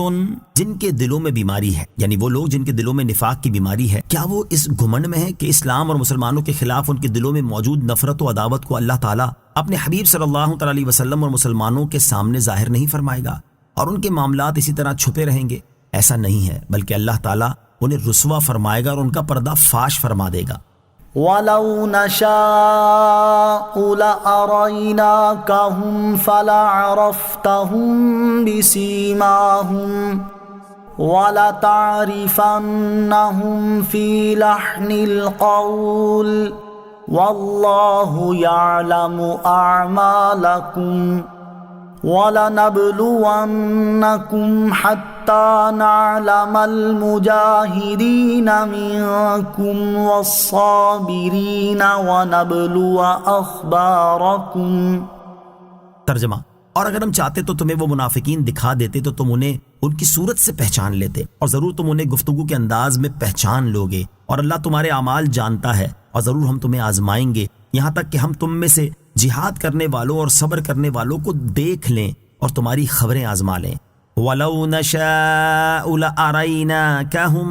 اور اگر ہم چاہتے تو تمہیں وہ منافقین دکھا دیتے۔ ارشاد فرمایا کہ پیارے حبیب صلی اللہ تعالیٰ علیہ وسلم، اگر ہم چاہتے تو آپ کو دلائل اور علامات کے ذریعے ان منافقوں کی پہچان کروا دیتے، یہاں تک کہ آپ انہیں ان کی صورت سے ہی پہچان لیتے۔ حضرت عبداللہ ابن عباس رضی اللہ تعالیٰ عنہما فرماتے ہیں کہ اللہ تعالیٰ نے سورہ برات میں اپنے حبیب صلی اللہ تعالیٰ علیہ وسلم کو منافقوں کی پہچان کروا دی ہے۔ اور حضرت انس رضی اللہ تعالیٰ عنہ فرماتے ہیں، اس آیت کے نازل ہونے کے بعد رسول کریم صلی اللہ تعالیٰ علیہ وسلم سے کوئی منافق پوشیدہ نہ رہا، آپ علیہ الصلوۃ والسلام سب کو ان کی صورتوں سے پہچانتے تھے۔ مزید ارشاد فرمایا کہ اے حبیب صلی اللہ تعالیٰ علیہ وسلم، آپ ضرور انہیں گفتگو کے انداز سے پہچان لوگے، اور وہ اپنے ضمیر کا حال آپ سے چھپا نہ سکیں گے۔ چنانچہ اس کے بعد جو منافق لب ہلاتا تھا تو حضور اکرم علیہ الصلوۃ والسلام اس کے نفاق کو اس کی بات سے اور اس کے انداز کلام سے پہچان لیتے تھے۔ آیت کے آخر میں ارشاد فرمایا کہ اللہ تعالیٰ اپنے بندوں کے تمام اعمال جانتا ہے اور ہر ایک کو اس کے لائق جزا دے گا۔ اس آیت سے معلوم ہوا کہ اللہ تعالیٰ نے اپنے حبیب صلی اللہ علیہ وسلم کو جو بہت سی اقسام کا علم عطا فرمایا ہے، اس میں صورت سے پہچاننا اور بات سے پہچاننا بھی داخل ہے۔ وَلَنَبْلُوَنَّكُمْ، اور ضرور ہم تمہیں آزمائیں گے۔ ارشاد فرمایا کہ اے لوگو، ہم تمہیں جہاد کا حکم دے کر ضرور آزمائش میں ڈالیں گے، یہاں تک کہ ہم تم میں سے جہاد کرنے والوں اور اس پر صبر کرنے والوں کو ظاہر فرما دیں اور تمہاری خبروں کو آزما لیں، تاکہ ظاہر ہو جائے کہ طاعت و اخلاص کے دعوے میں تم میں سے کون سچا ہے۔ ان الذين كفروا وصدوا عن سبيل الله وشاقوا الرسول من بعد ما تبين لهم الهدى الرسول من بعد ما تبين لهم الهدى لن يضروا الله شيئا وسيحبط أعمالهم۔ ترجمہ: بے شک جنہوں نے کفر کیا اور اللہ کی راہ سے روکا اور رسول کی مخالفت کی، اس کے بعد کہ ان کے لیے ہدایت بالکل ظاہر ہو چکی تھی، وہ ہرگز اللہ کو کچھ نقصان نہیں پہنچا سکیں گے، اور بہت جلد اللہ ان کے اعمال برباد کر دے گا۔ ان الذین کفروا وصدوا عن سبیل اللہ، بے شک جنہوں نے کفر کیا اور اللہ کی راہ سے روکا۔ بعض مفسرین کے نزدیک اس آیت میں منافقوں کے بارے میں ارشاد فرمایا گیا کہ بے شک وہ لوگ جنہوں نے ظاہری طور پر اسلام کا دعویٰ کیا اور باطنی طور پر کفر کیا اور لوگوں کو اللہ تعالیٰ کی راہ سے روکا، اور رسول کریم علیہ الصلوۃ والسلام نے جو جہاد کرنے کا کہا اور اس کے علاوہ جو احکام دیے اس میں ان کی مخالفت کی، حالانکہ ان کے سامنے ہدایت کے دلائل اور نبی کریم علیہ الصلوۃ والسلام کی صداقت بالکل ظاہر ہو چکی تھی، وہ ہرگز اللہ تعالیٰ کو کچھ نقصان نہیں پہنچا سکیں گے، کیونکہ اللہ تعالیٰ کی شان اس سے بہت بلند ہے کہ کوئی اسے نقصان پہنچا سکے، بلکہ وہ لوگ ایسا کر کے اپنے ہی جانوں کو نقصان پہنچا رہے ہیں، اور بہت جلد اللہ تعالیٰ ان کے ظاہری نیک اعمال برباد کر دے گا، تو وہ آخرت میں ان اعمال کا کوئی ثواب نہ دیکھیں گے، کیونکہ وہ اللہ تعالیٰ کے لیے نہ کیے گئے تھے، اور جو کام اللہ تعالیٰ کے لیے نہ ہو اس کا ثواب ہی کیا۔ بعض مفسرین نے اس آیت کا شان نزول یہ بیان کیا ہے کہ جب کفار قریش جنگ بدر کے لیے نکلے تو وہ سال قحط کا تھا، اور لشکر کا کھانا قریش کے دولت مند افراد نے ہر پڑاؤ پر اپنے ذمے لے لیا تھا۔ مکہ مکرمہ سے نکل کر سب سے پہلا کھانا ابو جہل کی طرف سے تھا، جس کے لیے اس نے 10 اونٹ ذبح کیے تھے، پھر صفوان نے عثفان کے مقام میں 9 اونٹ، پھر سہل نے قدید کے مقام میں 10 اونٹ ذبح کیے۔ یہاں سے وہ لوگ سمندر کی طرف پھر گئے اور رستہ گم ہو گیا، تو ایک دن ٹھہرے رہے، وہاں شیبہ کی طرف سے کھانا ہوا اور 9 اونٹ ذبح ہوئے، پھر ابوا کے مقام میں پہنچے، وہاں مکیس جمحی نے 9 اونٹ ذبح کیے۔ حضرت عباس کی طرف سے بھی دعوت ہوئی، اس وقت تک آپ مشرف باسلام نہ ہوئے تھے، آپ کی طرف سے 10 اونٹ ذبح کیے گئے، پھر حارث کی طرف سے 9 اور ابو البختری کی طرف سے بدر کے چشمے پر 10 اونٹ ذبح ہوئے۔ ان کھانا دینے والوں کے بارے میں یہ آیت نازل ہوئی۔ اس صورت میں آیت کا معنی یہ ہوگا کہ بے شک وہ لوگ جنہوں نے خود کفر کیا اور دوسروں کو اللہ تعالیٰ کے دین اسلام میں داخل ہونے سے روکا، اور رسول کریم علیہ الصلوۃ والسلام کی رسالت کا حق ہونا بالکل ظاہر ہونے کے بعد ان کی مخالفت کی، وہ اپنے کفر اور لوگوں کو روکنے کے ذریعے ہرگز اللہ عز و جل کو کچھ نقصان نہیں پہنچا سکیں گے، اور بہت جلد اللہ تعالیٰ ان کے وہ اعمال برباد کر دے گا جو انہوں نے اللہ تعالیٰ کے دین کو مٹانے اور نبی کریم علیہ الصلوۃ والسلام کی مخالفت میں کیے ہیں، چنانچہ وہ اپنے مقاصد کو پورا نہیں کر سکیں گے۔ یا ایہا الذین آمنوا اطیعوا اللہ واطیعوا الرسول ولا تبطلوا اعمالکم۔ ترجمہ: اے ایمان والو، اللہ کا حکم مانو اور رسول کا حکم مانو اور اپنے اعمال باطل نہ کرو۔ یا ایہا الذین آمنوا اطیعوا اللہ، اے ایمان والو اللہ کا حکم مانو۔ اس سے پہلی آیت میں بیان ہوا کہ کافروں نے حضور اقدس صلی اللہ تعالیٰ علیہ وسلم کی مخالفت کی، اور اس آیت میں ایمان والوں کو حکم دیا جا رہا ہے کہ وہ اللہ تعالیٰ اور اس کے رسول صلی اللہ تعالیٰ علیہ وسلم کی اطاعت کرتے رہیں۔ چنانچہ اس آیت میں پہلے یہ ارشاد فرمایا گیا کہ اے ایمان والو، تم جو اللہ تعالیٰ اور اس کے رسول علیہ الصلوۃ والسلام پر ایمان لائے ہو اور ان کی اطاعت کرتے ہو، اس ایمان اور اطاعت پر قائم رہو۔ اس کے بعد ارشاد فرمایا کہ ریاکاری یا منافقت کر کے اپنے اعمال باطل نہ کرو، کیونکہ اللہ تعالیٰ اسی عمل کو قبول فرماتا ہے جو ریاکاری اور نفاق سے خالی ہو اور صرف اللہ تعالیٰ کی رضا حاصل کرنے کے لیے کیا گیا ہو۔ عمل کو باطل کرنا منع ہے۔ اس آیت میں عمل کو باطل کرنے کی ممانعت فرمائی گئی ہے، لہٰذا آدمی جو عمل شروع کرے، خواہ وہ نفلی نماز یا روزہ یا کوئی اور ہی عمل ہو، اس پر لازم ہے کہ اس کو باطل نہ کرے بلکہ اسے پورا کرے۔ نیک اعمال کو برباد کر دینے والے اعمال، یہاں آیت کی مناسبت سے ہم 6 ایسے اعمال ذکر کرتے ہیں جو نیک اعمال کو باطل اور برباد کر دیتے ہیں، تاکہ لوگ ان سے بچیں اور اپنے اعمال کو برباد ہونے سے بچائیں۔ نمبر 1، کفر و شرک، چنانچہ اللہ تعالیٰ ارشاد فرماتا ہے والذین کذبوا بآیاتنا ولقاء الآخرة حبطت اعمالهم هل يجزون الا ما كانوا يعملون۔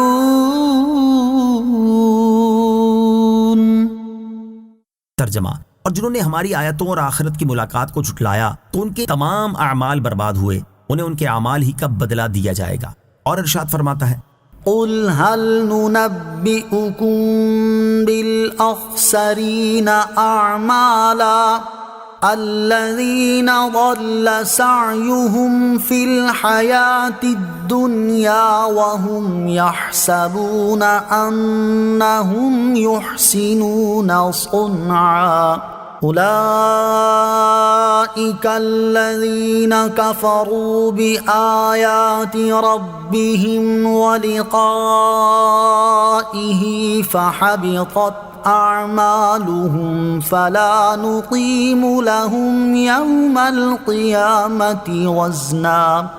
ذلك جزاؤهم جهنم بما كفروا واتخذوا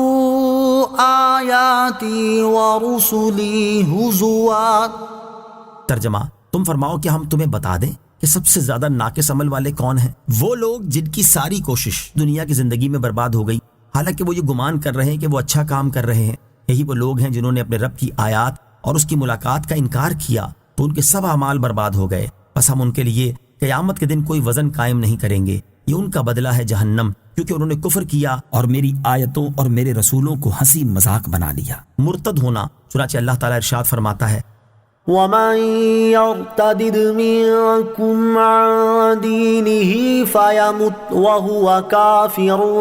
فأولئك حبطت أعمالهم في الدنيا والآخرة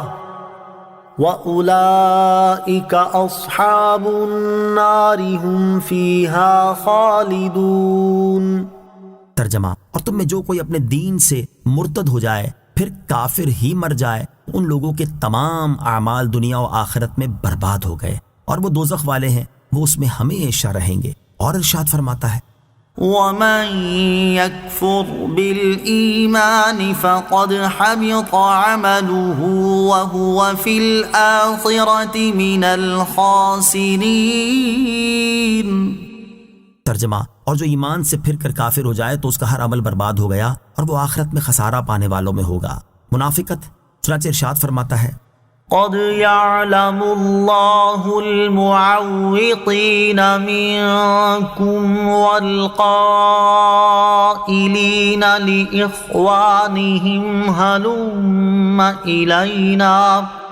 ولا يأتون البأس إلا قليلا أشحة عليكم فإذا جاء الخوف رأيتهم ينظرون إليك تدور أعينهم كالذي يغشى عليه من الموت فإذا ذهب الخوف سلقوكم بألسنة حداد أشحة على الخير أولئك لم يؤمنوا فأحبط الله أعمالهم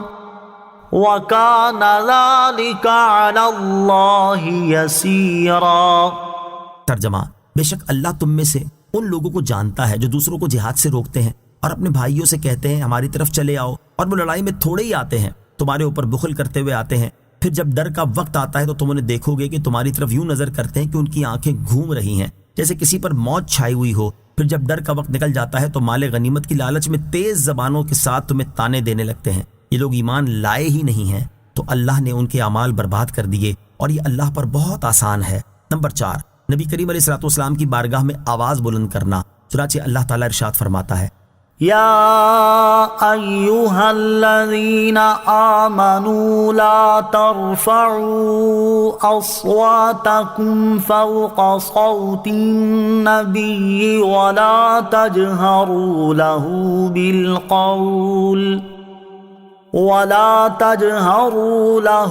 بالقول كجهر بعضكم لبعض أن تحبط أعمالكم وأنتم لا تشعرون۔ ترجمہ، اے ایمان والو، اپنی آوازیں نبی کی آواز پر اونچی نہ کرو اور ان کے حضور زیادہ بلند آواز سے کوئی بات نہ کہو جیسے ایک دوسرے کے سامنے بلند آواز سے بات کرتے ہو کہ کہیں تمہارے اعمال برباد نہ ہو جائیں اور تمہیں خبر نہ ہو۔ نمبر 5، صدقہ دے کر احسان جتانا اور تکلیف پہنچانا، چنانچہ اللہ تعالیٰ ارشاد فرماتا ہے يا أيها الذين آمنوا لا تبطلوا صدقاتكم بالمن والأذى۔ ترجمہ، اے ایمان والو، احسان جتا کر اور تکلیف پہنچا کر اپنے صدقے برباد نہ کرو۔ نمبر 6، نیک اعمال کے ذریعے دنیا طلب کرنا، چنانچہ اللہ تعالیٰ ارشاد فرماتا ہے من كان يريد الحياة الدنيا وزينتها نوف إليهم أعمالهم فيها وهم فيها لا يبخسون أولئك الذين ليس لهم في الآخرة إلا النار وحبط ما صنعوا فيها وباطل ما كانوا يعملون۔ ترجمہ، جو دنیا کی زندگی اور اس کی زینت چاہتا ہو تو ہم دنیا میں انہیں ان کے اعمال کا پورا بدلہ دیں گے اور انہیں دنیا میں کچھ کم نہ دیا جائے گا۔ یہ وہ لوگ ہیں جن کے لیے آخرت میں آگ کے سوا کچھ نہیں، اور دنیا میں جو کچھ انہوں نے کیا وہ سب برباد ہو گیا اور ان کے اعمال باطل ہیں۔ اللہ تعالیٰ ہمیں ان تمام اعمال سے بچنے کی توفیق عطا فرمائے جو نیک اعمال کی بربادی کا سبب بنتے ہیں، آمین۔ ان الذين كفروا وصدوا عن سبيل الله ثم ماتوا وهم كفار فلن يغفر الله لهم۔ ترجمہ، بے شک جنہوں نے کفر کیا اور اللہ کی راہ سے روکا پھر کافر ہی مر گئے تو اللہ انہیں ہرگز نہیں بخشے گا۔ ان الذين كفروا وصدوا عن سبيل الله، بے شک جنہوں نے کفر کیا اور اللہ کی راہ سے روکا۔ ارشاد فرمایا کہ بے شک وہ لوگ جنہوں نے اللہ تعالیٰ اور اس کے رسول صلی اللہ تعالی علیہ وسلم کے ساتھ کفر کیا اور لوگوں کو اللہ تعالیٰ کی رضا تک پہنچانے والے راستے سے روکا، پھر وہ کفر کی حالت میں ہی مر گئے، تو اللہ تعالیٰ آخرت میں ہرگز ان کی مغفرت نہیں فرمائے گا، کیونکہ وہ کفر پر مرے ہیں تو اسی کے مطابق ان کا حشر ہوگا۔ مفسرین کا ایک قول یہ ہے کہ یہ آیت قلیب والوں کے بارے میں نازل ہوئی۔ قلیب بدر میں ایک کنواں ہے جس میں ابو جہل اور اس کے ساتھ دیگر مقتول کفار ڈالے گئے تھے۔ البتہ اس آیت کا حکم ہر اس کافر کے لیے عام ہے جو کفر پر مرا ہو، اللہ تعالیٰ اس کی ہرگز مغفرت نہ فرمائے گا۔ فلا تهنوا وتدعوا إلى السلم وأنتم الأعلون والله معكم ولن يتركم أعمالكم۔ ترجمہ، تو تم سستی نہ کرو اور خود سلوک کی طرف دعوت نہ دو، اور تم ہی غالب ہوگے، اور اللہ تمہارے ساتھ ہے اور وہ ہرگز تمہارے اعمال میں تمہیں نقصان نہ دے گا۔ فلا تهنوا وتدعوا إلى السلم، تم سستی نہ کرو اور خود صلح کی طرف دعوت نہ دو۔ یہاں آیت میں اگرچہ رسول اللہ صلی اللہ تعالی علیہ وسلم کے صحابہ کرام سے خطاب فرمایا جا رہا ہے، لیکن اس حکم میں تمام مسلمان شامل ہیں، اور آیت کا خلاصہ یہ ہے کہ جب تمہارے سامنے بیان کر دیا گیا کہ اللہ تعالیٰ تمہارے دشمنوں کے اعمال باطل کر دے گا اور ان کی مغفرت نہیں فرمائے گا، تو تم دشمنوں کے مقابلے میں کمزوری نہ دکھاؤ اور کفار کو خود صلح کی طرف دعوت نہ دو، کیونکہ اس میں ذلت ہے، اور ان سے جنگ کرو، اس میں تم ہی ان پر غالب ہوگے، اور اللہ تعالیٰ اپنی مدد اور نصرت سے تمہارے ساتھ ہے، تو جس کے ساتھ اللہ تعالیٰ ہو وہی غالب آئے گا۔ اور یاد رکھو، اللہ تعالیٰ ہرگز تمہارے اعمال میں تمہیں نقصان نہ دے گا، بلکہ تمہیں اعمال کا پورا پورا اجر عطا فرمائے گا۔ انما الحیات الدنیا لعب ولہو وَإِن تُؤْمِنُوا وَتَتَّقُوا يُؤْتِكُمْ أُجُورَكُمْ وَلَا يَسْأَلْكُمْ أَمْوَالَكُمْ إِن يَسْأَلْكُمُوهَا فَيُحْفِكُمْ تَبْخَلُوا وَيُخْرِجْ أَضْغَانَكُمْ۔ ترجمہ، دنیا کی زندگی تو یہی کھیل کود ہے، اور اگر تم ایمان لاؤ اور پرہیزگاری کرو تو وہ تمہیں تمہارے ثواب عطا فرمائے گا، اور کچھ تم سے تمہارے مال نہ مانگے گا۔ اگر اللہ تم سے تمہارے مال طلب کرے اور زیادہ طلب کرے تو تم بخل کرو گے، اور وہ بخل تمہارے دلوں کے کھوٹ کو ظاہر کر دے گا۔ انما الحیات الدنیا لعب ولہو، دنیا کی زندگی تو یہی کھیل کود ہے۔ اس سے پہلی آیت میں مسلمانوں کی ہمت بڑھا کر انہیں جہاد کی ترغیب دی گئی، اور اب اس آیت سے دنیا کی ناپائیداری اور بے ثباتی بیان فرما کر جہاد کرنے اور راہ خدا میں خرچ کرنے کی ترغیب دی جا رہی ہے۔ چنانچہ اس آیت اور اس کے بعد والی آیت کا خلاصہ یہ ہے کہ اے لوگوں، کافروں کے خلاف جہاد کرو جو اللہ تعالیٰ کے دشمن ہیں اور تمہارے بھی دشمن ہیں، اور دنیاوی زندگی کی رغبت تمہیں جہاد چھوڑ دینے پر نہ ابھارے، کیونکہ دنیا کی زندگی تو کھیل کود کی طرح ہے، اور یہ اتنی جلدی گزر جاتی ہے کہ پتہ بھی نہیں چلتا، لہٰذا اس میں مشغول ہونا کچھ بھی نفع مند نہیں ہے۔ اس کے بعد ارشاد فرمایا، اے لوگو، اگر تم ایمان لاؤ اور پرہیزگاری اختیار کرو تو اللہ تعالیٰ تمہیں تمہارے ایمان اور پرہیزگاری کا ثواب عطا فرمائے گا، اور اللہ تعالیٰ اپنے لیے تم سے تمہارے مال نہ مانگے گا، کیونکہ وہ غنی اور بے نیاز ہے۔ البتہ تمہیں راہ خدا میں کچھ مال خرچ کرنے کا حکم دے گا تاکہ تمہیں اس کا ثواب ملے۔ اگر اللہ تعالیٰ تم سے تمہارے مال طلب کرے اور زیادہ طلب کرے تو تم میں سے اکثر اس کی اطاعت کرنے کے بجائے بخل کرنے لگیں گے، اور وہ بخل تمہارے دلوں کے کھوٹ کو ظاہر کر دے گا، کیونکہ انسان فطری طور پر مال سے محبت کرتا ہے، اور جس سے اس کی محبوب چیز لے لی جائے تو اس کے دل میں موجود باتیں ظاہر ہو جاتی ہیں۔ تو یہ اللہ تعالیٰ کی اپنے بندوں پر رحمت ہے کہ وہ ان پر ایسے احکام نافذ نہیں فرماتا جنہیں پورا کرنا انتہائی دشوار ہو۔ ہا انتم ہؤلاء تدعون لتنفقوا فی سبیل اللہ فمنکم من یبخل ومن يبخل فإنما يبخل عن نفسه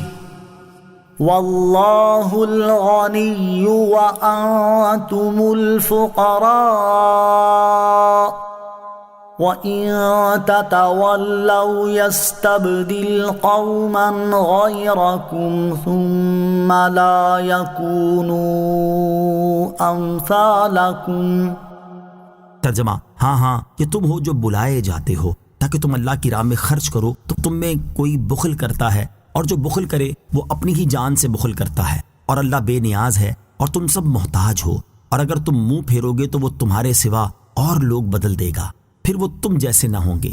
ہا انتم ہؤلاء تدعون، ہاں یہ تم ہو جو بلائے جاتے ہو۔ ارشاد فرمایا کہ ہاں تم لوگوں کو اللہ تعالیٰ کی راہ میں وہاں خرچ کرنے کے لیے بلایا جاتا ہے جہاں خرچ کرنا تم پر ضروری ہے۔ تو تم میں کوئی صدقہ دینے اور فرض ادا کرنے میں بخل کرتا ہے، اور جو بخل کرے وہ اپنی ہی جان سے بخل کرتا ہے، کیونکہ وہ خرچ کرنے کے ثواب سے محروم ہو جائے گا اور بخل کرنے کا نقصان اٹھائے گا۔ اللہ تعالیٰ تمہارے صدقات اور طاعات سے بالکل بے نیاز ہے، اور تم سب اس کے فضل و رحمت کے محتاج ہو۔ تو وہ تمہیں جو بھی حکم دیتا ہے تمہارے فائدے کے لیے ہی دیتا ہے۔ اگر تم اس پر عمل کرو گے تو نفع اٹھاؤ گے، اور نہیں کرو گے تو نقصان بھی تمہیں ہی ہوگا۔ اور یاد رکھو، اگر تم اللہ تعالیٰ اور اس کے رسول صلی اللہ تعالیٰ علیہ وسلم کی اطاعت سے منہ پھیرو گے تو وہ تمہیں ہلاک کر دے گا اور تمہاری جگہ دوسرے لوگوں کو پیدا کر دے گا۔ پھر وہ تم جیسے نافرمان نہ ہوں گے، بلکہ انتہائی اطاعت گزار اور فرما بردار ہوں گے۔ فرض جگہ پر مال خرچ کرنے کا دینی اور دنیاوی فائدہ۔ یاد رہے کہ بعض مقامات پر مال خرچ کرنا اللہ تعالیٰ نے فرض فرمایا ہے، جیسے حقدار کو زکوٰۃ دینا،